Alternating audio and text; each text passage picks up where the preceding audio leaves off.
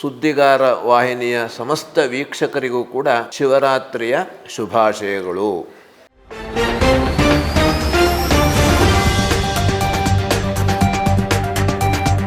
ಓಂ ಶ್ರೀ ಗುರುಭ್ಯೋ ನಮಃ. ಹರಿ ಓಂ. ವೇದಶಿವೋ ಶಿವೋ ವೇದಃ ವೇದಾಧ್ಯಾಯೀ ಸದಾಶಿವಃ ತಸ್ಮಾತ್ ಸರ್ವಪ್ರಯತ್ನೇನ ವೇದಮೇವ ಸದಾ ಜಪೇತ್. ಇವತ್ತು ಶಿವರಾತ್ರಿ. ಭಗವಂತ ಪರಮೇಶ್ವರ ಇವತ್ತು ಭೂಮಿಯಲ್ಲಿ ಅವತಾರ ಮಾಡಿದಂತಹ ದಿವಸ.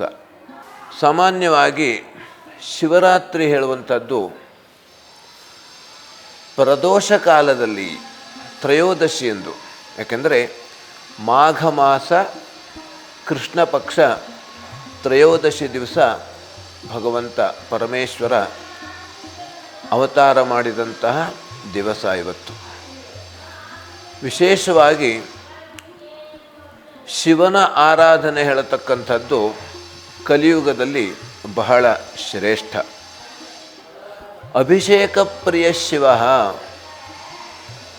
ಅಭಿಷೇಕದಿಂದ ಭಗವಂತ ಪರಮೇಶ್ವರ ಅವನು ಪ್ರೀತಿಯನ್ನು, ಅವನಿಗೆ ಪ್ರೀತಿ ಆಗ್ತದೆ, ಅವನು ಸಂತುಷ್ಟನಾಗ್ತಾನೆ.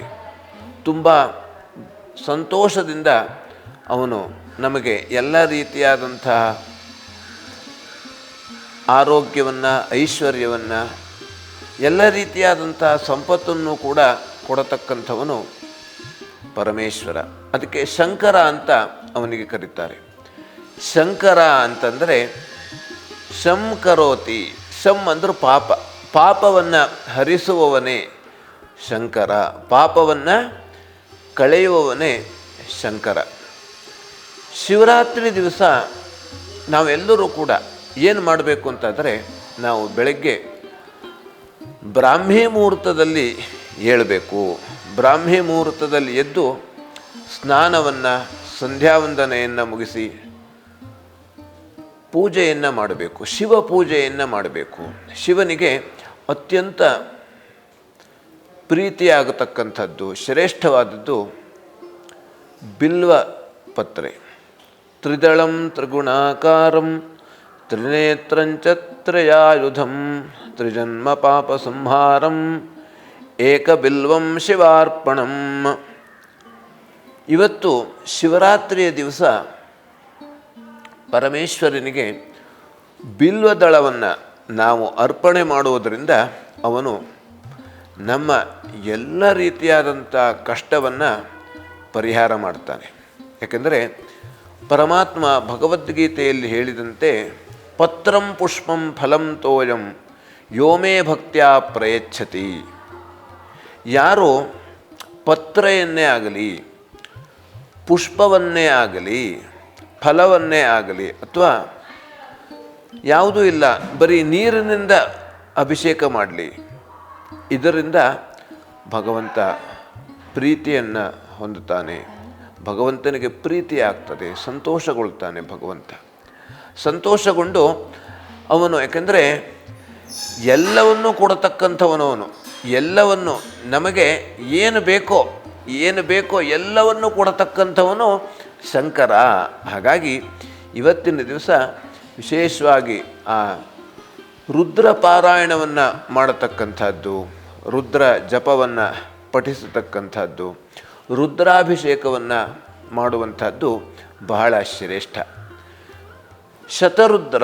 ಶತರುದ್ರವನ್ನು ಕೂಡ ಇವತ್ತು ಜಪಿಸಬಹುದು, ಅಥವಾ ಏಕಾದಶ ರುದ್ರವನ್ನಾದರೂ ಕೂಡ ನಾವು ಜಪಿಸಬಹುದು, ಅಥವಾ ಏಕವಾರ ಒಂದು ಬಾರಿ ರುದ್ರವನ್ನು ಕೂಡ ನಾವು ಜಪಿಸಬಹುದು.